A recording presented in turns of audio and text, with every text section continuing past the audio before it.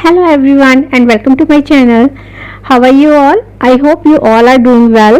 So in today's class we are going to learn about collective noun. This is a detailed class of collective nouns. यहाँ पर हम collective noun के बारे में पूरी जानकारी लेने की कोशिश करेंगे कि वो कितनी तरह के होते हैं और उनको हम किस तरीके से याद कर सकते हैं और समझ सकते हैं. तो without much ado let's start. जब हम बात करते हैं कलेक्टिव नाउन्स की तो हम सब जानते हैं this is the name given to a group और कलेक्शन ऑफ थिंग्स, प्लेस और पीपल. यानी कि एक जैसे दिखने वाले लोगों के ग्रुप या कलेक्शन को हम कोई नाम जब दे देते हैं तो हम उसको कलेक्टिव नाउन कहते हैं. कलेक्टिव नाउन में सबसे पहले हम बात कर लेते हैं एनिमल्स के ग्रुप और कलेक्शन के बारे में. तो जब हम बात करते हैं तो हम बोलते हैं कि ब्रूड. तो ब्रूड क्या होता है?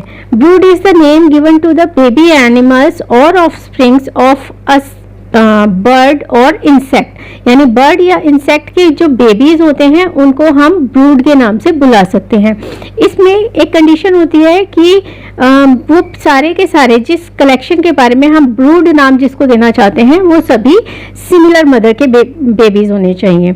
यानी कि एक ही हैन या फिर डक या फिर किसी और बर्ड जिसके भी हम बहुत सारे चिकन्स के बारे में बात कर रहे हैं वो एक ही मदर के हैं. तो यहाँ पर हो सकता है ब्रूड ऑफ डकलिंग्स या brood of chicks, brood of insects larva, ये सारे के सारे ब्रूड के अंदर आ जाएंगे. उसके बाद सेकंड जब हम काउंट करते हैं, सेकंड कलेक्शन जो हम लेते हैं वो है कॉलोनी. कॉलोनी क्या होता है? कॉलोनी का मतलब होता है कि वो एनिमल्स जो सोशलाइज होकर रहना पसंद करते हैं या फिर एक दूसरे के साथ कोऑपरेट कर रहते हैं. तो ऐसे एनिमल्स कौन कौन से होते हैं? एंड्स होती हैं, पेंगुइन्स होते हैं, बीज होते हैं.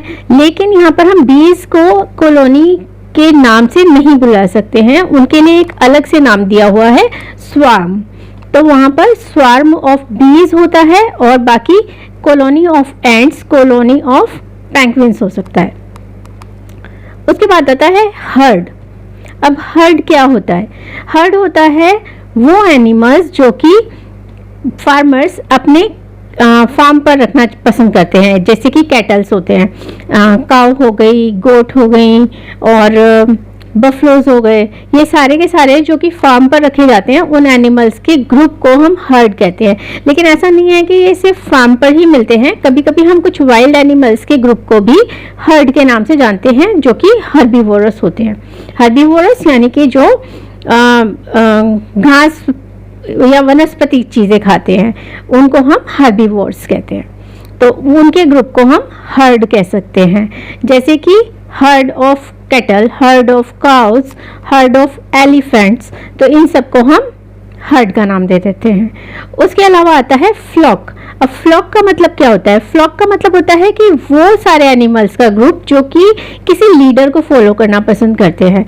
जैसे कि शीप्स जो होती हैं वो अपने शेपर्ड को फॉलो करती हैं, तो ये भी एक फ्लॉक ऑफ शीप हो जाएगा. उसके अलावा कुछ बर्ड्स होते हैं जब हम आसमान में देखते हैं कभी कभी कि वो फॉर्मेशन बनाकर उड़ रहे होते हैं. तो जब ये कोई एक फॉर्मेशन में फ्लाई करने वाले बर्ड्स होते हैं उनके ग्रुप को भी हम फ्लॉक कहते हैं. उसके बाद आता है पैक. पैक यानी कि वो सारे एनिमल्स जो किसी ग्रुप में रहकर शिकार करना पसंद करते हैं उनको हम पैक बोलते हैं. तो इसमें ट्रेन्ड एनिमल्स भी हो सकते हैं और वाइल्ड एनिमल्स भी हो सकते हैं. ट्रेन्ड एनिमल्स यानी कि डॉग, उसको हम ट्रेंड कर सकते हैं और अगर वो किसी ग्रुप में रहते हुए शिकार करते हैं तो वो पैक ऑफ डॉग्स हो जाएगा.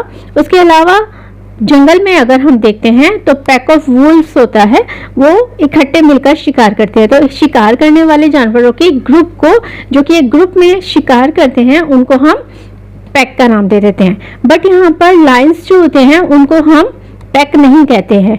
लायंस का प्राइड होता है, तो प्राइड ऑफ लायंस, राइट. उसके बाद देख लेते हैं फिश. अब फिश जो होती हैं उनको हम दो नामों से बुलाते हैं. एक होता है शॉल ऑफ फिश, एक होता है स्कूल ऑफ फिश. तो शॉल ऑफ फिश का मतलब क्या होता है? शॉल ऑफ फिश का मतलब होता है कम नंबर की मछलियाँ. यानी कि उस ग्रुप में 6 से 10, 20, 50 तक की मछलियाँ होंगी. 50 भी बहुत ज़्यादा हो गया, मतलब 6 से 10 15 इतनी मछलियाँ होंगी तो वो एक शॉल ऑफ फिश हो जाएगा। लेकिन अगर एक लार्जर स्केल पर बहुत सारी फिशेस इकट्ठे तैर रही हैं तो हम उसको स्कूल ऑफ फिशेस कहते हैं, राइट। उसके अलावा कुछ और भी ऐसे नाम हैं कलेक्शन के जो कि हमें याद करने पड़ते हैं, जैसे कि पार्लियामेंट ऑफ आउल्स। वैसे तो पार्लियामेंट में लीडर्स बैठते हैं, लेकिन पार्लियामेंट ऑफ आउल्स, आउल्स के लिए भी हम पार्लियामेंट वर्ड का यूज़ करते हैं। लेकिन सबसे अजीब जो मुझे अभी तक लगता है वो है मर्डर्स ऑफ क्रो, यानी क्रोज का जो एक ग्रुप होता है, एक बंच होता है, एक कलेक्शन होता है, उसको हम मर्डर्स कहते हैं, राइट। उसके बाद होता है plague of locusts, pod of whales, gaggle of geese. इन सारे को हमें याद करना पड़ता है। उसके बाद हम अब आगे बढ़ते हैं और पढ़ते हैं पीपल्स के ग्रुप को हम क्या क्या नाम दे सकते हैं। तो पीपल्स के ग्रुप की अगर हम बात कर लें तो उसमें आता है सबसे पहले ट्रूप ऑफ एक्टर्स, यानी कि एक्टर्स का एक पूरा ग्रुप है तो उसको हम ट्रूप बोलते हैं। लेकिन हमेशा ही उसको ट्रूप कहा जाए ऐसा ज़रूरी नहीं है, उसे हम कंपनी भी कह सकते हैं और कास्ट भी कह सकते हैं, यानी cast of actors, company of actor या फिर ट्रूप ऑफ एक्टर्स। उसके बाद आता है आर्मी ऑफ सोल्जर्स, यानी कि बहुत सारे सोल्जर्स के एक ग्रुप को हम आर्मी का नाम दे सकते हैं। Troop of warriors, band of musicians, board of directors, crew of sailors, pack of thieves, group of dancers, gang of robbers, team of players या फिर ऑफिशियल्स की, ऑफिसर्स की टीम को भी हम टीम ही कहेंगे, मतलब एक ग्रुप को टीम ही कहेंगे। पैनल ऑफ जजेस या फिर बेंच ऑफ जजेस। तो ये सारे जो हो गए हमारे रिलेटेड हुए पीपल से।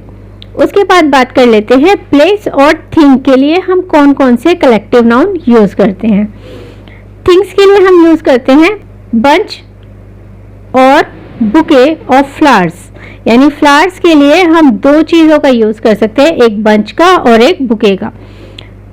ग्रूव ऑफ ट्रीज या फिर forest of trees, bunch of grapes, bunch of keys, comb of bananas, range of mountains, pack of cards या फिर डेक ऑफ कार्ड्स।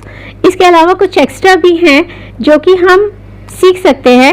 यहाँ पर हमने जब एनिमल्स की बात की थी तो हमने ऑफ स्प्रिंग्स के बारे में बात की थी कि ऑफ स्प्रिंग्स जो होते हैं उनके लिए ब्रूड वर्ड यूज होता है, लेकिन वो सिर्फ बर्ड्स के लिए था। तो यहाँ पर तो हो गया, हमने एनिमल्स के बारे में सीख लिया, हमने प्लेसेस के बारे में, थिंग्स के बारे में, पीपल्स के बारे में सीख लिया, लेकिन कुछ और भी हैं जो कि कलेक्टिव नाउन्स हमें पता होने चाहिए। तो इस लेसन में हम उसको भी कवर कर लेते हैं। तो वो होते हैं queer of arrow, Kindle of kittens, litre of puppies, यानी डॉगी के बेबीज को लिटर कहेंगे और कैट के बेबीज के ग्रुप को किंडल कहेंगे। अ nest of rumours, bed of clams, shiver of sharks, sting of pearl, chest of drawers, ream of paper, posse of police या फिर पेट्रोल ऑफ पुलिस। तो आज की वीडियो में हमने काफ़ी सारे कलेक्टिव नाउन्स जो हैं वो कवर कर लिए हैं। इसके अलावा भी हम जब पढ़ते हैं तो बहुत सारे कलेक्टिव नाउन्स आते हैं जो कि हमें सीखने पड़ते हैं, याद करने पड़ते हैं। एक ही वीडियो में सभी को लाना पॉसिबल नहीं था, लेकिन मैंने मोस्ट कॉमन जो थे वो सारे के सारे कवर करने की कोशिश की है। आई होप ये वीडियो आपको पसंद आया होगा। अगर आपको ये वीडियो पसंद आया हो तो इसको लाइक कर दीजिए, चैनल को सब्सक्राइब कर लीजिए, बेल आइकन भी प्रेस कर दीजिएगा ताकि मेरे आने वाले वीडियोस के नोटिफिकेशन आपको मिलते रहें। उसके अलावा इस वीडियो को शेयर भी कीजिए ताकि ये और लोगों के पास भी ये नॉलेज पहुँच सके। अगली वीडियो में किसी और टॉपिक के बारे में बात करते हुए अपनी नॉलेज बढ़ाएंगे। तब तक के लिए bye bye. Thank you for watching.